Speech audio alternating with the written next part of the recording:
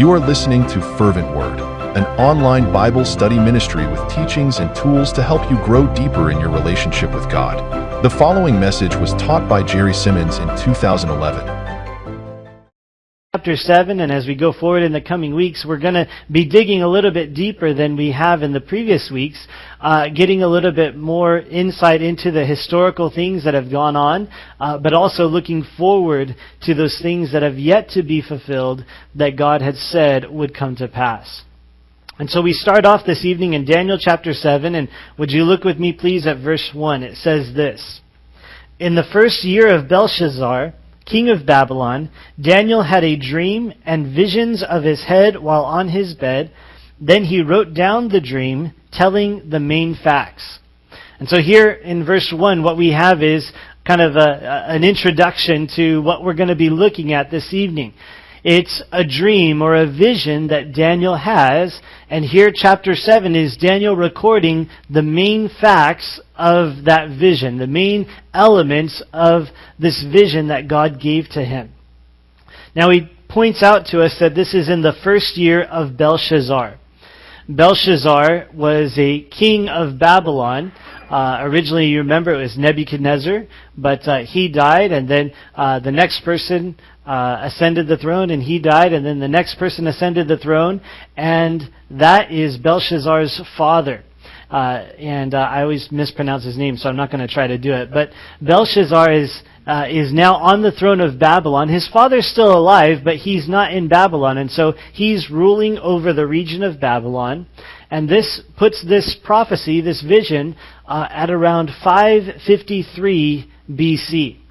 So 553 BC, it's been several years, probably 40 years or so that Daniel has been there captive. He's probably in his 60s at this point as he's receiving this vision. It's towards the end of his life and the end of his ministry. And God gives him this insight in a vision and a dream that he had while he was on his bed. Now this vision that he gives is going to be about 4 different beasts, and then God will give us some insight into what those beasts are and what they represent. Now as we look at these things, some of these things have already been fulfilled. Some of them are yet to be fulfilled. And in fact, much of it parallels and corresponds very well with things that we studied in the book of Revelation. And so for those things, I probably won't go in as much detail as I normally would, but you can check it out for yourself later on. I would encourage you, Revelation chapter 13, chapter 17, 18, 19, and chapter 21 all really relate to what we're going to be looking at here in Daniel chapter 7. So that's Revelation 13, 17, 18, 19, and 21 all contain very important elements that parallel the things that are written here in Daniel chapter 7. All right, so let's take a look at this vision that God gave to Daniel. Starting in verse 2, it says, "Daniel spoke, saying, I saw in my vision by night, and behold, the 4 winds of heaven were stirring up the great sea. And 4 great beasts came up from the sea, each different from the other. The first was like a lion, and had eagle's wings. I watched till its wings were plucked off, and it was lifted up from the earth and made to stand on 2 feet like a man, and a man's heart was given to it. And suddenly another beast, a second like a bear, it was raised up on one side, and had 3 ribs in its mouth between its teeth, and they said thus to it, Arise, devour much flesh." Verse 6, "After this I looked, and there was another like a leopard, which had on its back 4 wings of a bird. The beast also had 4 heads, and dominion was given to it." So here's Daniel. He's there on his bed, and God gives him a vision. It's not just a weird dream because he ate too much food too late at night or something like that. It's a vision that God gave to him because he goes on then, God gives to Daniel the interpretation, the understanding of what this dream means or what this vision means. And so what we've seen thus far is 3 different animals or 3 different beasts. So the first thing we have is a lion. And it has a lion that has wings. Of course, the lion is a powerful creature. They don't normally have wings, but here in this vision, the lion has wings. And then he sees the wings that are plucked off, and the lion is made to stand up on his hind legs, and he's given the heart of a man. So already we're thinking, okay, that's kind of a weird dream. If I had this dream, I wouldn't think much of it. I probably wouldn't write it in the Bible. But we'll see why it's important as we go on to the interpretation later on. Well, the second animal that he has in his dream is a bear. And this bear has 3 bones in his mouth, and it's raised up on one side, and people speak to it and say, go and devour much flesh. That is, go and kill a lot of people, or go and be very victorious.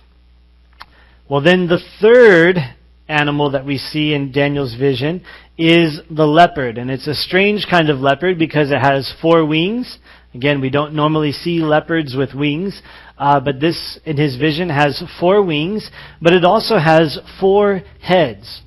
And so you've got these unusual creatures, these strange beasts that are there in Daniel's vision. He's just describing the vision for us. Now, we'll get on into the chapter a little bit further, and we'll begin to talk about what are these things mean, and God will give us insight into that. But so far, we have the lion, we have the bear, we have the leopard, and now there's a fourth beast, that's found in verses 7 and 8. It says this: After this I saw in the night visions, and behold, a 4th beast, dreadful and terrible, exceedingly strong.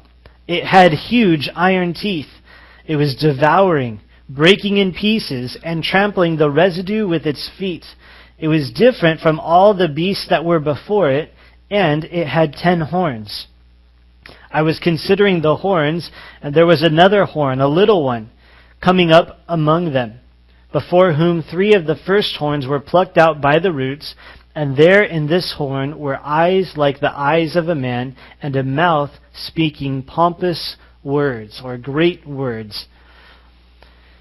And so now he describes for us the 4th beast. The 4th beast is unlike the others for several different reasons. First of all, it's unlike the others in that there's not a direct parallel. It's not like a lion. It's not like a bear. It's not like a leopard. There's not an animal that Daniel can say it's like a rhinoceros or it's like a giraffe or, something like that.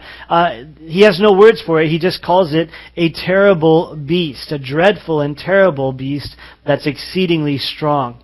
And so one artist renders it this way, kind of like a dragon, kind of like a dinosaur.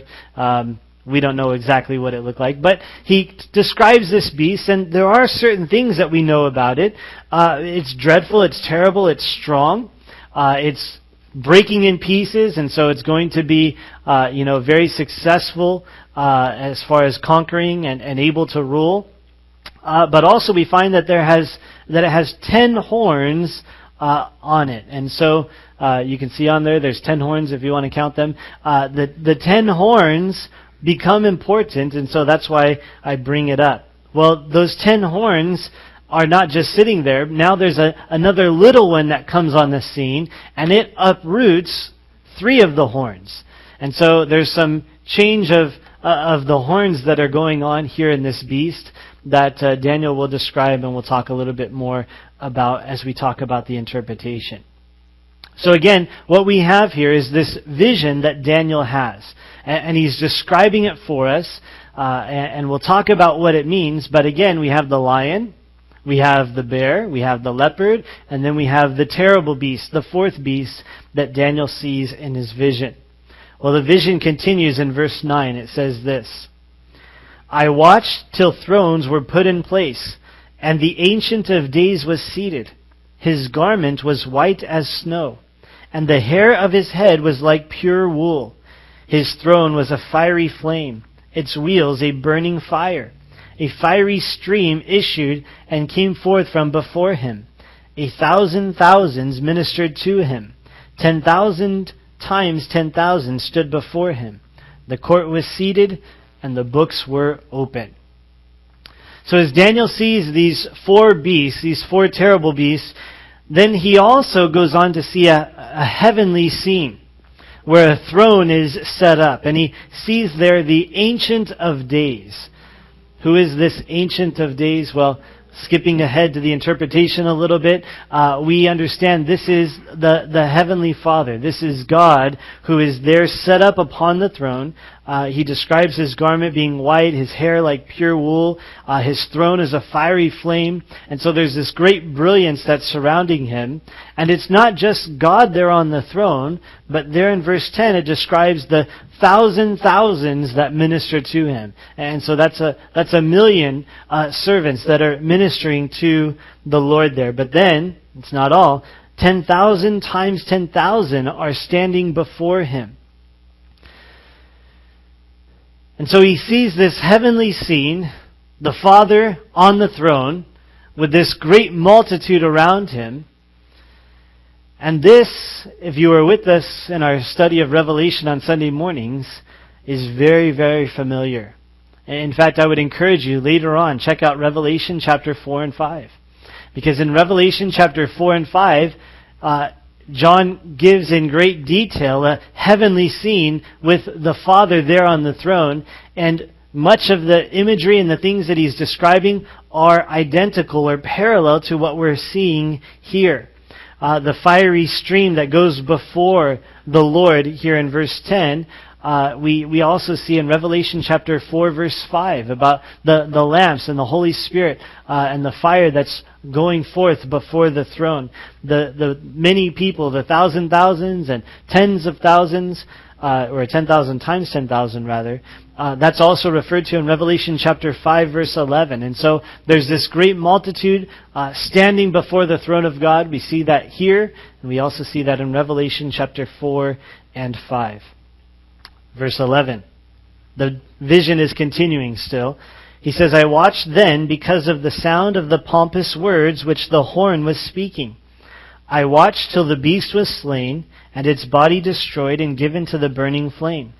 As for the rest of the beasts, they had their dominion taken away, yet their lives were prolonged for a season and a time. And so here in verse 11 and 12, we have Daniel paying attention to that fourth beast. And he explains to us why he's paying attention. Because, remember, it had 10 horns, but then this little horn came up. And this little horn had eyes and a mouth, and with the mouth it was speaking pompous or great words. And so Daniel sees this heavenly scene, but his eyes are diverted in his vision. He's drawn to, or he's paying attention to this mouth on the horn that is speaking these great things. Now, when we use the word great, or when I use the word great, I'm not saying, they're good and wonderful things, but they're actually terrible things. They're blasphemous things that are being spoken by this mouth there on that little horn. And so Daniel says, I watched until the beast was slain. And so because of this blasphemy, because of the great words that this little horn is speaking, that beast is put to death there before the throne or under the heavenly scene. But the rest of the beasts, they are not put to death. They're taken away, their authority, their power, but they're allowed to live a little bit longer. Verse 13 now, as we continue on the vision. He says, I was watching in the night visions, and behold, one like the Son of Man, coming with the clouds of heaven. He came to the Ancient of Days, and they brought him near before him. Then to him was given dominion and glory and a kingdom, that all peoples, nations, and languages should serve him. His dominion is an everlasting dominion, which shall not pass away, and his kingdom, the one which shall not be destroyed. And so here we have the conclusion of Daniel's vision. So he sees the lion, he sees the bear and the leopard, and then the fourth beast, he sees the heavenly scene, and then he sees the fourth beast put to death, and now he sees one, he says, like the Son of Man. Now, the Son of Man is a title that Jesus loved to use of himself. And as you read through the Gospels, he often refers to himself as the Son of Man because he is the one that Daniel sees in this vision. Jesus is the one who, at the end of the ages, will receive the eternal kingdom. And so that's what Daniel is seeing here. We're kind of getting into the interpretation a little bit, I know, but it's so clear here that it's important for us to talk about it. And so here the Son of Man comes. Jesus comes. He comes to the Ancient of Days, and He is given dominion and glory and a kingdom. Now, looking forward to prophecies that we know are going to be fulfilled, the end times events as we refer to them, we understand that there's going to come a day where Jesus will come back and set foot upon the earth, and He will establish His kingdom upon the earth for 1,000 years. Just before eternity happens, He will rule and reign on the earth for 1,000 years. We went through this, of course, in great detail throughout the book of Revelation, and so hopefully it's still pretty fresh in your mind. This is what we see happening here. Jesus comes before the Father, the Ancient of Days, and God gives Him the dominion, the glory, and the kingdom that all nations should serve Him. And the kingdom that He has is an everlasting dominion. It's not going to pass away. It's not going to cease. He will always reign on high for the rest of eternity. Jesus' kingdom will not be destroyed. And so Daniel has this vision. He doesn't quite understand it. He doesn't know what it means. He doesn't know what's going on in the vision, but he knows that it's something from God. He knows that God is speaking to his heart. And so we continue on in verse 15. He says, I, Daniel, was grieved in my spirit within my body, and the visions of my head troubled me. I came near to one of those who stood by and asked him the truth of all this. So he told me and made known to me the interpretation of these things. Verse 17. Those great beasts which are four kings which arise out of the earth. But the saints of the Most High shall receive the kingdom and possess the kingdom forever, even forever and ever. And so Daniel is still in this vision. As he's receiving this vision, he's not understanding it. It's troubling him. It's concerning him. And so he asks someone who's near him. Now, he doesn't tell us who this is. This is perhaps an angel. Perhaps there's someone else that God has there to explain it for Daniel. But he asks him, and they give him the interpretation. What are the interpretation? Those great beasts, the lion, the bear, the leopard, and that hideous beast, the fourth beast, are kings. Or we could also say they are kingdoms which arise out of the earth. And so we have some insight here. These animals in Daniel's vision represent kingdoms or kings. Maybe we would call them nations, or specifically world powers today. And so these animals represent nations. What nations do these animals in this vision represent? Well, there's two common understandings to what these animals represent. There's a kind of a newer one, and then there's a traditional one. And so I'll give you the newer one first, because I won't spend much time on that, and then we'll go back to the traditional interpretation and understanding of these animals.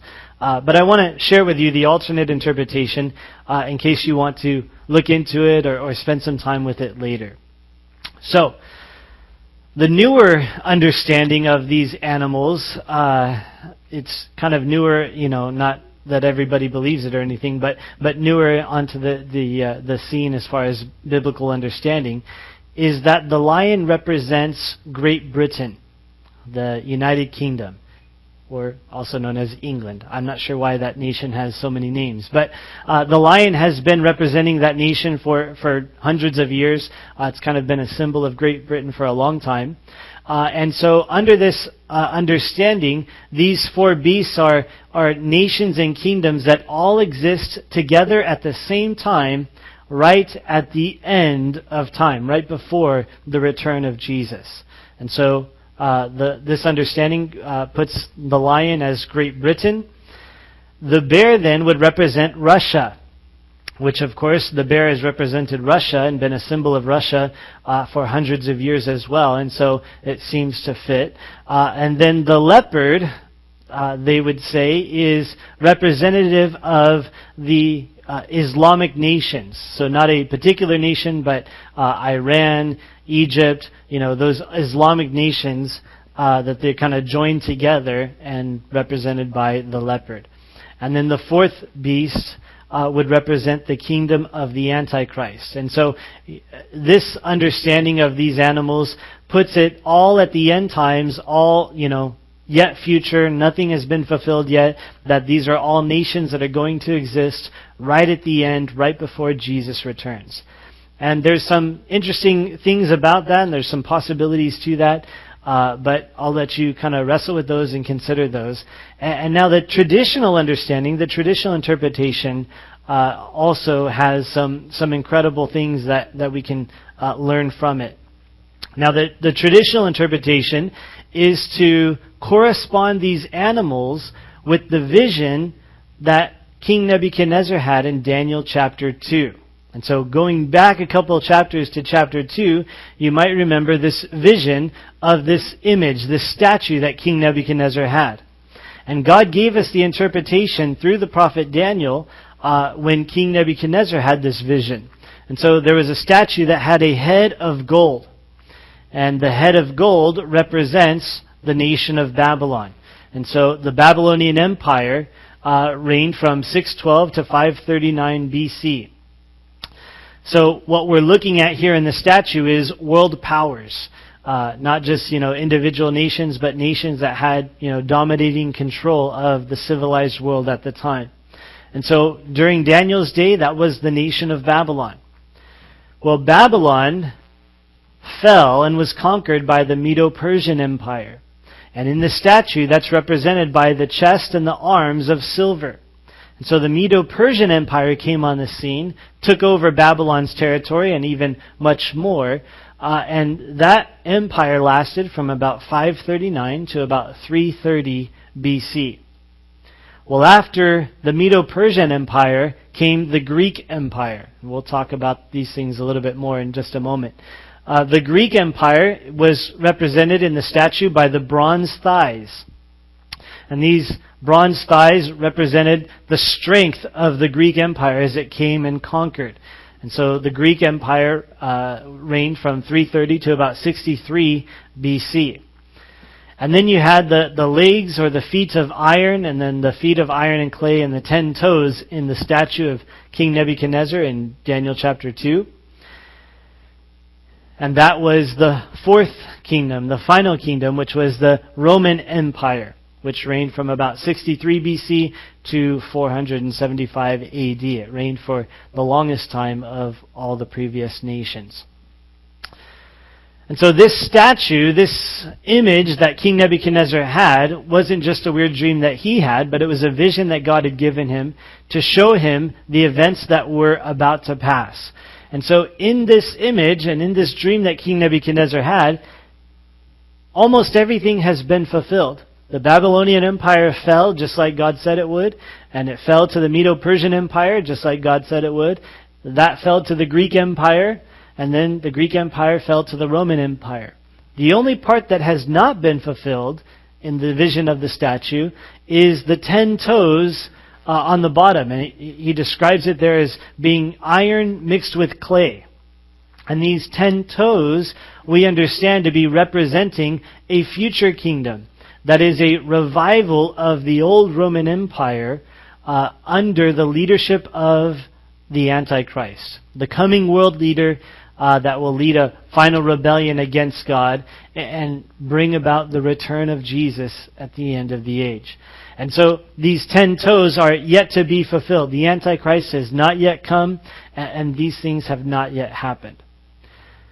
So back in Daniel chapter 7, the traditional understanding and interpretation of these animals is that they correspond with these different elements in the statue of the vision that God gave to King Nebuchadnezzar. So the lion would be parallel with the gold. And so the lion would represent then the Babylonian Empire. Now the lion with the wings it tells us there, he saw in the vision that the wings were plucked off, and the lion was made to stand up, and then it was given the heart of a man. Now this could easily be a reference to what we studied back in Daniel chapter 4. You remember King Nebuchadnezzar, he had a humbling event where God reduced him to being like an animal because he refused to recognize that God reigned on high. And then when he finally recognized that God reigned on high, God brought his sanity back and lifted him back up and set him back on the throne of the nation of Babylon. And so it's very possible that that's what's being referred to in that vision that Daniel sees of the lion being lifted up and then given the heart of a man. Well, then the next beast is the bear, and that would correspond with the Medo-Persian Empire. Now, the Medo-Persian Empire was an empire of two nations joining together, the Medes and the Persians. Now, as they joined together, they began to conquer, but one nation began to be stronger than the other. And so we often refer to it as the Persian Empire because it's the Persians who grew to be stronger than the Medes, and they pretty much had control of the nation. And so although they started out joining together, the Persians, grew in strength. And so what we have in the vision is it talks about this bear and one side is lifted up. And so that could be a reference to the Persian Empire growing in strength in this gathering together or joining together of the Medes and the Persians. And so the lion would represent Babylon, the bear would represent the Medo-Persian Empire, and with this understanding, these things have already been fulfilled. Babylon has come and gone, the Medes and the Persians have come and gone, and then the third beast would be the beast that was like a leopard. It had 4 wings and 4 heads. Now, 4 wings would speak of how swift it is or how fast it is. Now, the Greek Empire came to power and conquered the world very, very quickly. You probably are a little bit familiar with this because it was accomplished by a man named Alexander the Great. And Alexander the Great led the Greek armies and accomplished incredible victories very swiftly, very quickly, and at a very young age it said that he wept because there was nothing more for him to conquer. And so the wings are very good picture of the Greek Empire and the way that they came to power and conquered the world. Not only that, but this leopard in his vision has 4 heads, which makes it very interesting because when Alexander the Great died, there was not one leader who could take his place. And so the nation was actually divided between his 4 generals. And each general had a different portion of the Greek Empire. And so that represents, or the 4 heads represent those 4 generals who took over the Greek Empire and maintained it until their fall to the Roman Empire. Well, that would mean then that the 4th beast is the Roman Empire. The 4th beast represents it. You remember it has the teeth of iron, which corresponds with the iron in the legs of the statue in the vision that King Nebuchadnezzar had. And so this 4th beast accomplished great victories and did a lot of damage to the surrounding nations. It brought peace by conquering all the enemies and anyone who would stand up against them. You with me so far? These things can get quite technical and quite deep. Again, it's a little bit deeper than where we've been in Daniel, I know that. But I encourage you to consider these things. And so thus far, all of these things have been fulfilled. Now the element, the part that hasn't been fulfilled in the statue are the 10 toes. And the same is true when you look at the picture of the beasts. It's the 10 horns that have not yet been fulfilled. The Roman Empire came and then it was dissolved, but it will be revived one day. There'll be a kind of a revival of the Roman Empire, and these 10 horns are representing that revival of the Roman Empire. And so those things are yet future. That is an empire, that is a world power that will come to be by the leadership of that person we call the Antichrist, the one who will come on the scene and cause all of the world to worship him and to lead a final rebellion against God. That is yet to take place. That is something that is going to happen, but has not happened yet. Now that's important to understand, because we can look back and you can see how each of these corresponds with the nations of Babylon and the Medo-Persians and the Greeks and the Romans, and how the different elements of the vision represent those nations, and how it happened exactly the way that God said. How these nations came and went and conquered and did what God said that they would do. You see, as you notice those things and you take note that history was fulfilled the way that God said it would be, then you can also rest on the promises that have not yet been fulfilled and know, okay, God has already been faithful to His word thus far. He's already fulfilled all the details of the prophecies and the promises that He's given. And so the things that are yet unfulfilled, we can trust, we can know they will be accomplished. They will take place at the right time. Daniel is writing these things, of course, during the time of the Babylonian Empire. How could he have known all of the details and some of the specific things about those nations that would come hundreds of years later? Of course he couldn't. But God gave him this vision and gave him the interpretation so that he could prove that He is God and that He's in control, that He's on the throne, and that we can trust Him at His word. Well, he talks more about the fourth beast in verse 19. It goes on to say this: "Then I wished to know the truth about the fourth beast, which was different from all the others, exceedingly dreadful, with its teeth of iron and its nails of bronze, which devoured, broke in pieces, and trampled the residue with its feet. And the 10 horns that were on its head, and the other horn which came up, before which 3 fell, namely, that horn which had eyes, and a mouth which spoke pompous words, whose appearance was greater than his fellows. I was watching, and the same horn was making war against the saints and prevailing against them, until the Ancient of Days came, and a judgment was made in favor of the saints of the Most High, and the time came for the saints to possess the kingdom." So Daniel now focuses his attention once again on this fourth beast. He's paying attention to it because it's not like the other beasts. There's something different about it.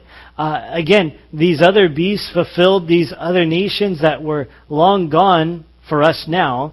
But the fourth beast is different because although it has come, the Roman Empire was there, it's not yet been fully fulfilled. There's something unique and different about it. And there's a future fulfillment yet of this fourth beast.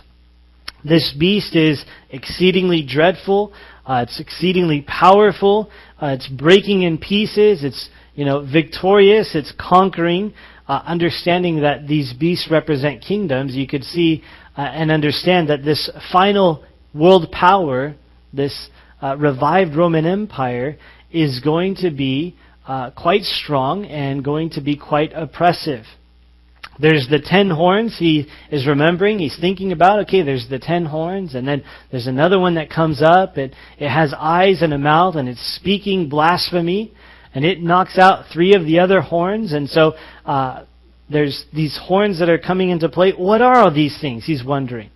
He's also paying attention. He notes that this horn with the mouth and the eyes is making war against the saints. And so again, these are very, symbolic things. He's not talking about, a literal horn, but he sees this horn. It's representing something that's going on, and this horn is making war against the saints. Who are those saints?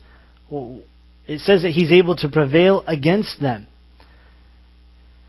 So he's able to fight against the saints and win until. So there's a certain amount of time, a certain time period he's able to make war against the saints and prevail. It says, until the Ancient of Days came and a judgment was made in favor of the saints of the Most High. And so God steps in and He gives the saints victory and gives them the kingdom. Well, we find more detail about what these things mean in verse 23 and following. It says, "Thus he said, the fourth beast shall be a fourth kingdom on earth, which shall be different from all other kingdoms, and shall devour the whole earth, trample it, and break it in pieces. The 10 horns are 10 kings, who shall arise from this kingdom, and another shall rise after them. He shall be different from the first ones, and shall subdue 3 kings. He shall speak pompous words against the Most High, shall persecute the saints of the Most High, and shall intend to change times and law. Then the saints shall be given into his hand for a time and times and half a time." So here we have some insight into the meaning behind this fourth beast. What is it that God is seeking to tell us and tell Daniel through this imagery of this beast? Well, he tells us this fourth beast is a fourth kingdom. And it's going to be different than other kingdoms. Again, it's going to be powerful. It's going to be ferocious. It's going to be victorious. But also there's these 10 horns.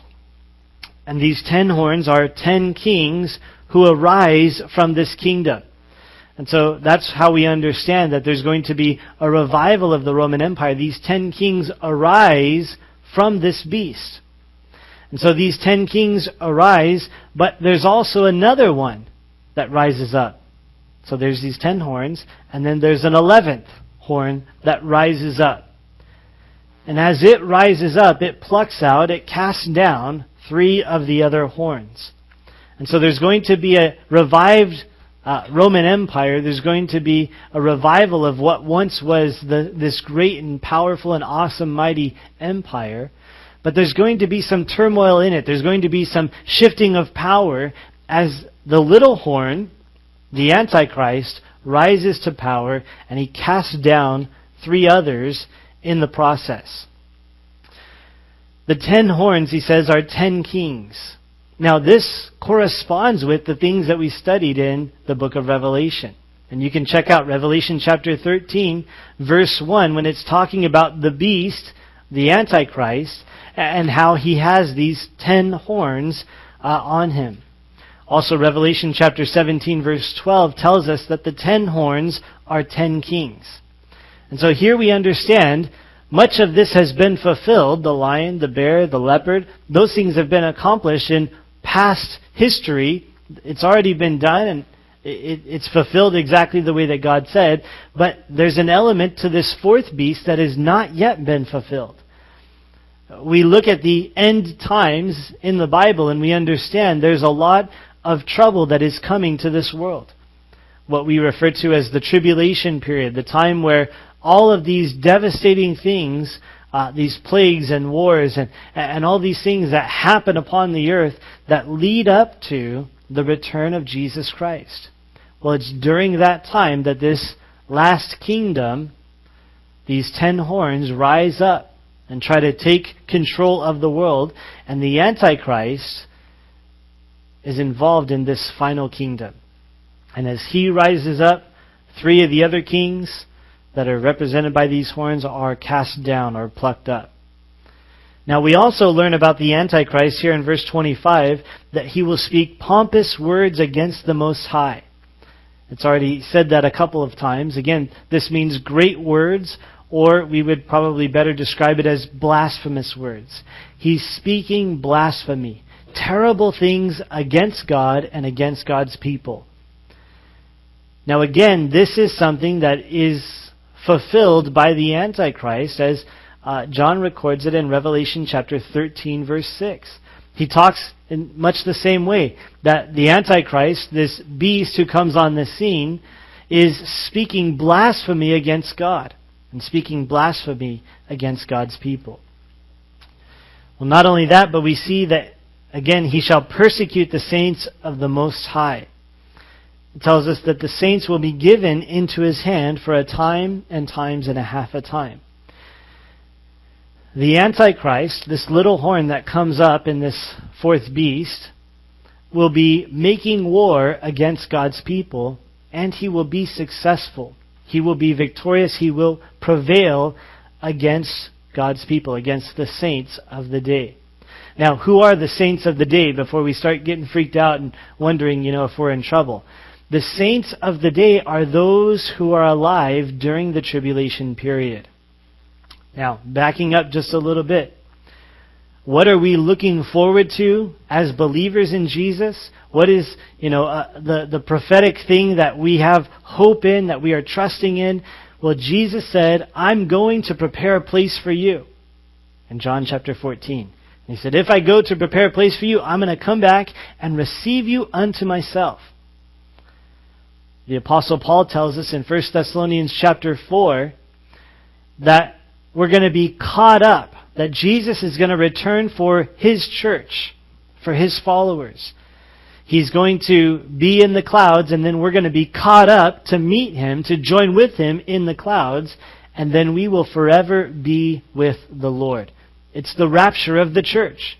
And so we're looking forward to, we believe that Jesus is coming back for His bride, that's us, and that we'll be caught up and taken out of this world, and then the world will go through those 7 years of tribulation. Now, after the church is taken out of the picture, those who are left behind still have an opportunity at that point to turn and get right with God. And so there will be saints during the tribulation period, because there will be those who turn and get right with God during that time of great difficulty. As the Antichrist rises up and makes war against the saints, it's those who were left behind from the rapture, who turned to God after the rapture took place, that He will be making war against. And primarily, that will be the Jewish people. Because the Scriptures tell us in the book of Revelation, as well as some other places, that during that tribulation period, that the Jews will turn back to God. Right now, collectively, there's a blindness. They do not receive Jesus Christ as their Messiah. But during the tribulation, they'll realize Jesus really is their Messiah.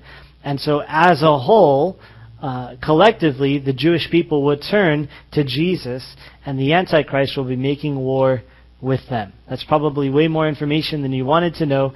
But that's what's taking place here in this fourth beast. There's these 10 horns. It's a future kingdom. There's a little horn that comes up. It's the Antichrist. He's blaspheming God, and he's making war against the tribulation saints. He's making war against those who turn to God during the tribulation. But he can only do it until the Ancient of Days comes. He can only do it for the amount of time that God allows him. It says there, for a time and times and half a time. Now, if you were with us in Revelation, that should be very familiar to you. Time, times, and then half a time. What is that? How long is that?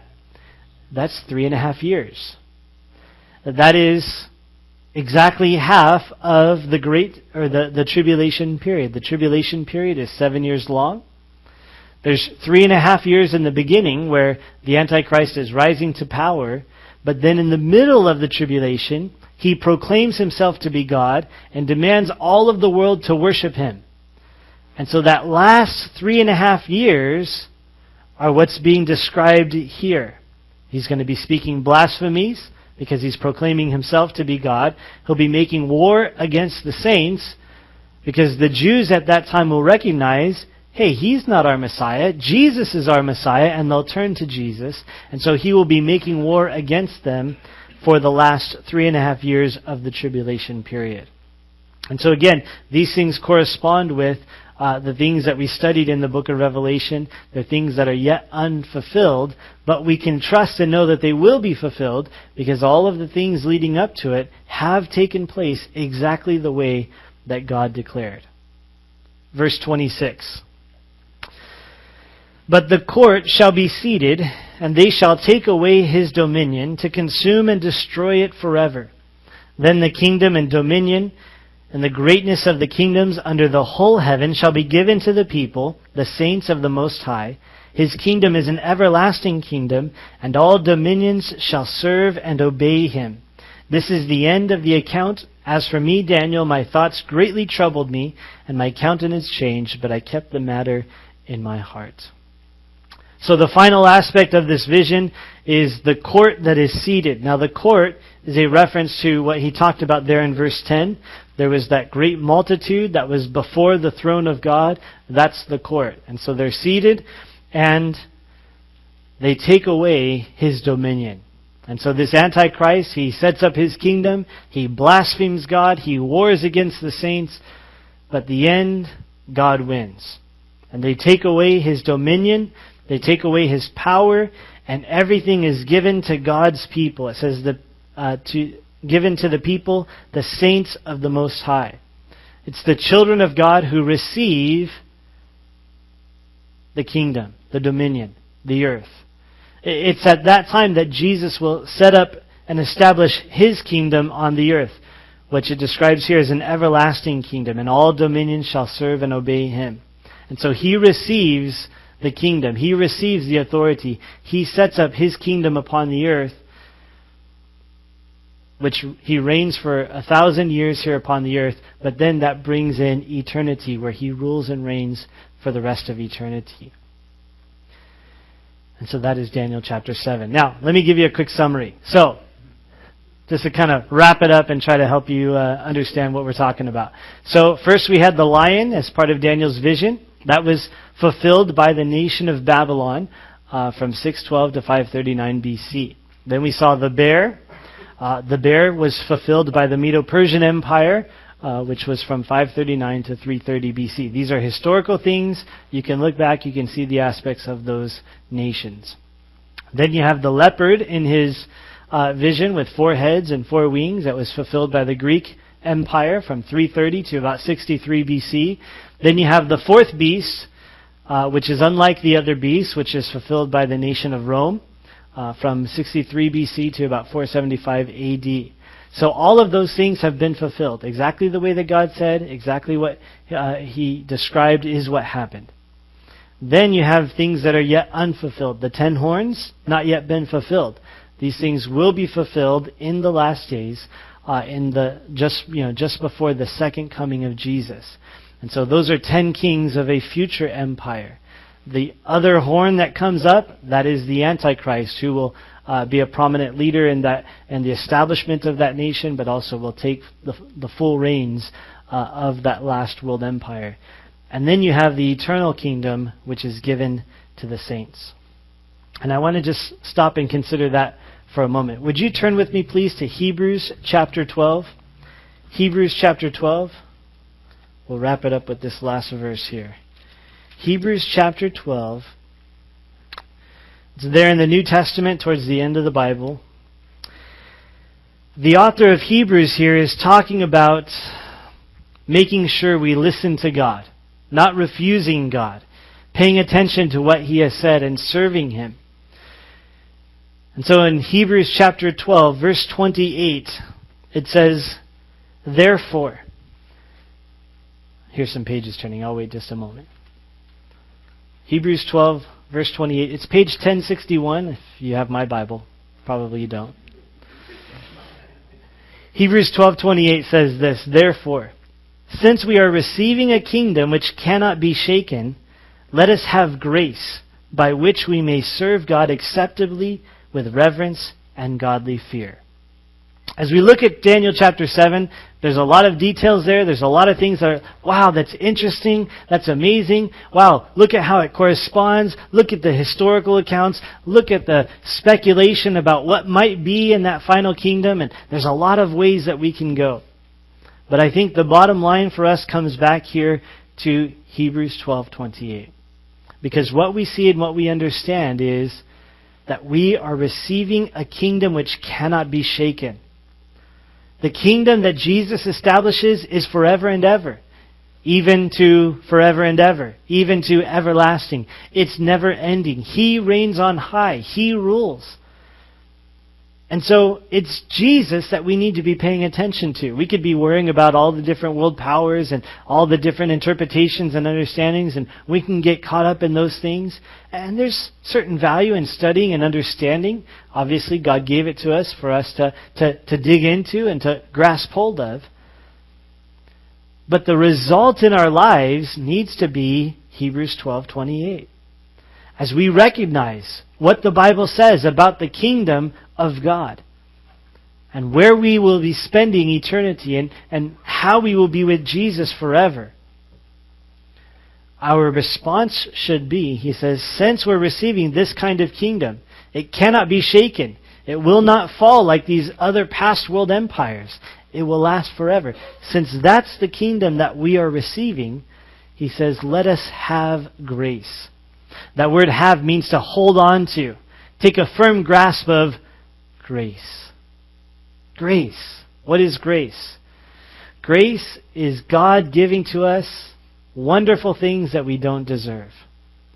He says, since this is the kingdom that we're going to have, let's hold fast to grace. Let's not get caught up in legalism and doing good works and that's how salvation comes. No, let's not get caught up in works. Let's not get caught up in conspiracies or philosophies or other things of this world. No, let's instead hold on to, grasp hold of grace. God is good to us. He's done for us things that we don't deserve. He's continually doing things for us that we don't deserve. Let's hold fast to, let's hold on to grace. Not just holding on to grace and receiving the goodness that God has given to us, but he says, by which we may serve God acceptably with reverence and godly fear. Let's hold on to grace so that we can serve God. You see, as we see what is to come, we see the things that have yet to be fulfilled, the things that God is promising. It could cause us to be freaked out. It could cause us to be worried. It could cause us to be, really consumed with the speculation on the fulfillment of all these things. But the author of Hebrews says, no, listen. Since you're receiving this kingdom, stay focused, hold fast to grace. Don't lose sight of, don't lose your hold of that God has given to us forgiveness, salvation, the hope of eternity, not because we deserve it, but because he's gracious. Hold fast to that. Don't lose sight of that. And then, with that in mind, with that in your heart, you can serve God.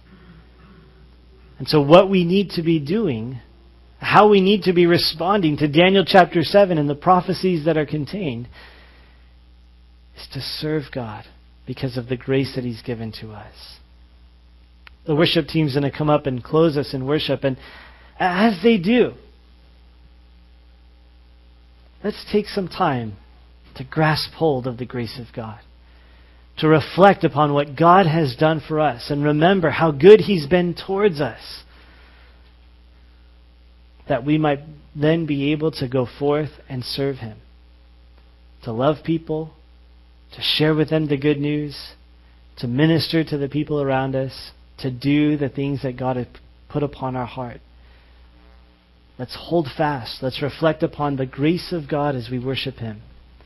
That we might be able to serve him with reverence and godly fear. Let's worship the Lord together.